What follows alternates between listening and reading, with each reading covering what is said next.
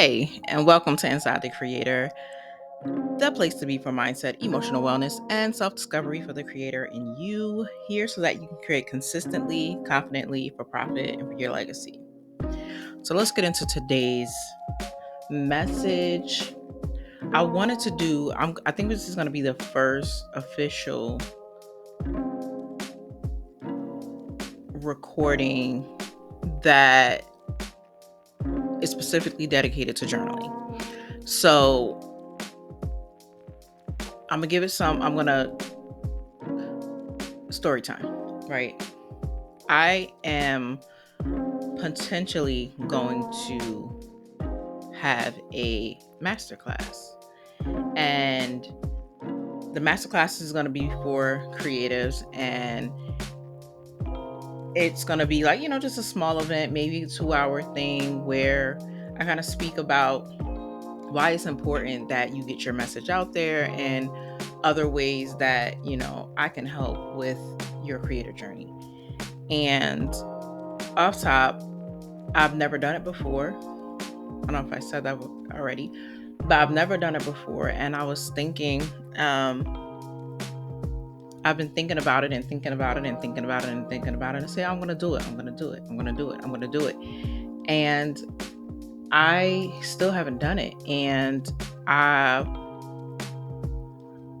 decided to explore what's going on, right? It could be self-sabotage, right? It could just be a little bit of good old seasoned self-sabotage. But it could be a little deeper. And so I decided to journal about it. And I want to take you through a couple of journal prompts for if you are at a point where you want to do something and you have a list of reasons why you don't know if you can actually do it. And you're going to make this, I guess the way I have it written is a journal entry for each of the what ifs. So, if you write down 10, maybe do 3 and just go through these questions to explore what you're going through emotionally and psychologically with wanting to take this next step or do this thing or post that thing and you're not doing it. So it's based on a what if, right? Because I feel like most of the time when we want to go ahead and do something, it's the narrative. It's always the narrative that kind of gets us locked in. We tell a story about how it's not going to work. We tell a story about how it's going to fail. We tell the story about how it's not good enough. We're not good enough. And that's all it is, right? It's just a story. So, based on that, that is how these questions came about. I wanted to explore the what if scenarios that I was playing in my head. So, with this masterclass, and again, it's something I've never done before. So, that's why it's kind of like I feel like I want to do it, but a few things come up. One of the biggest things that come up, my what if is for this particular scenario, what if no one comes, right? What if I plan this entire event and the materials and everything else and no one comes, right?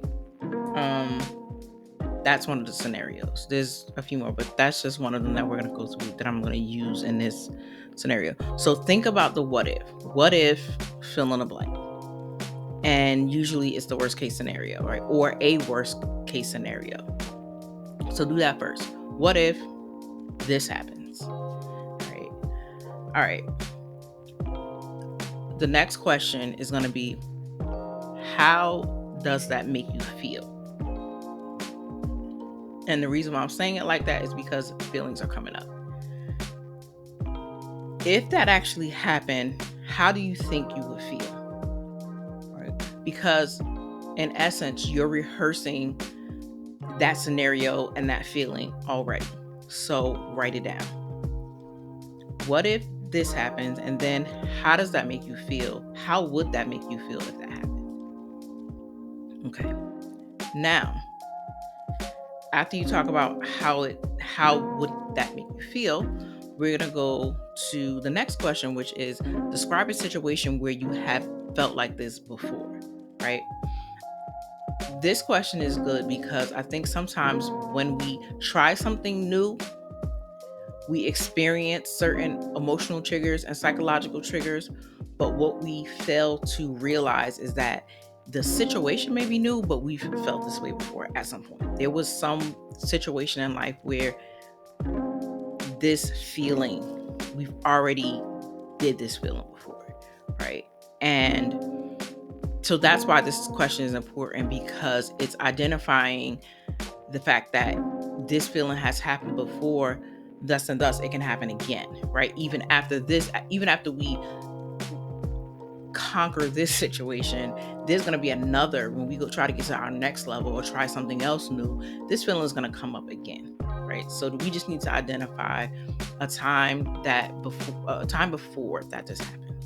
All right.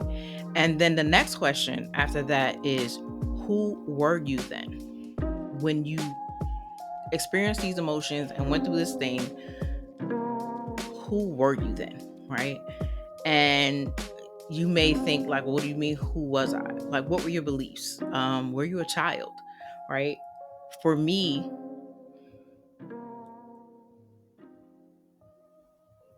in the situation that I feel like was in the past for me, um, like that feeling of, I guess, abandonment. That's how if if no one showed up, I would feel like no one cared. I would feel,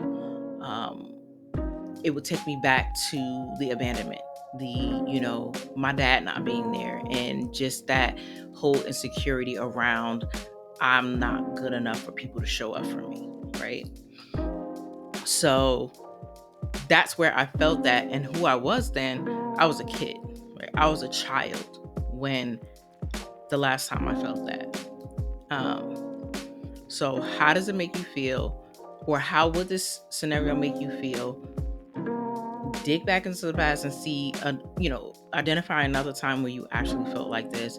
And then try to describe who you were psychologically, physically, which takes us into the next question. In what ways are you different now from that person then, right? That person that experienced that feeling, how are you different from them right now in your life?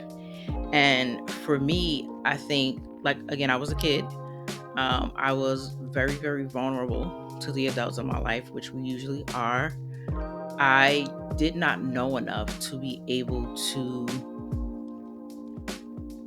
understand that my father's absence it didn't have anything to do with me, right? Like, I didn't understand that wasn't my clown, wasn't my circus, right? So just think about in what ways you are different now. And the way that I'm different now is that I'm not as vulnerable because I'm an adult. And I have done enough personal development and enough emotional wellness to not attach my personal identity to an unknown outcome, right? Okay, what if nobody shows up? Okay, I'm going to be a little upset. I'm going to be like, oh, maybe, but I think now I'm not thinking no one showed up because everybody hates me, right?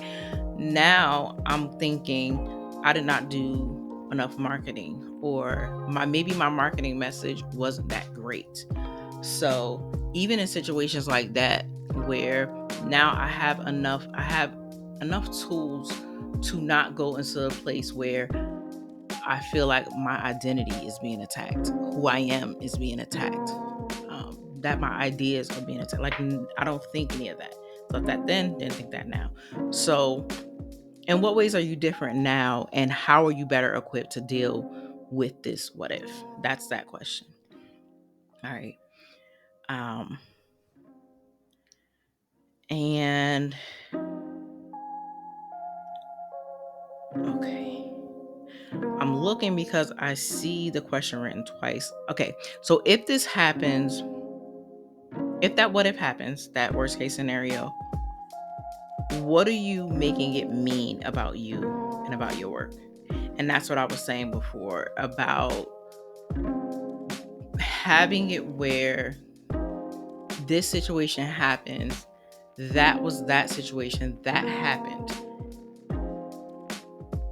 Again, maybe it was something I could have tweaked or whatever to get people into the room, but it doesn't mean anything about me, right? It doesn't mean anything about me. And I think before I did the journaling exercise, I kind of went into that space of believing, oh, well, they're not going to show up because I'm me, right? Because, I went into the back alley of unworthiness and, down in the basement of doubt, right? I went there. And after kind of doing this journaling exercise and just saying, you know what, I think that I'm using my past self that had a few disappointments and people that didn't show up for her and making it a foreshadowing, right, of my creative efforts and my business efforts. And we're not doing that, right? Like after I finished the journal exercise, I'm like, I feel like I just need to, again, just be, more courage, more bravery, and to make sure that perspective, like make sure I have the right perspective and that I am showing up in a way that I'm not being who I was back then, right? I was a child then. That's not it right now. Like this is a different time, right? So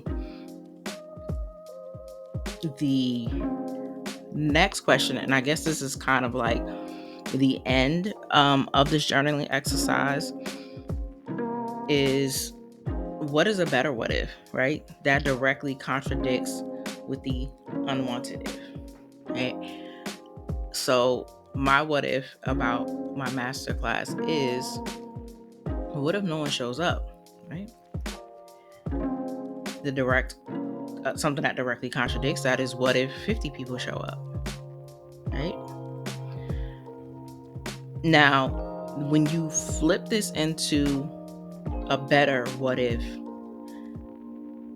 you're going to find that, or you may find that, just like I found out once I did that contradiction, is that, oh my God, that is also trouble, right? Because I'm over here worrying about, well, what if no one shows up? I never even considered, well, what if a whole bunch of folks show up, right?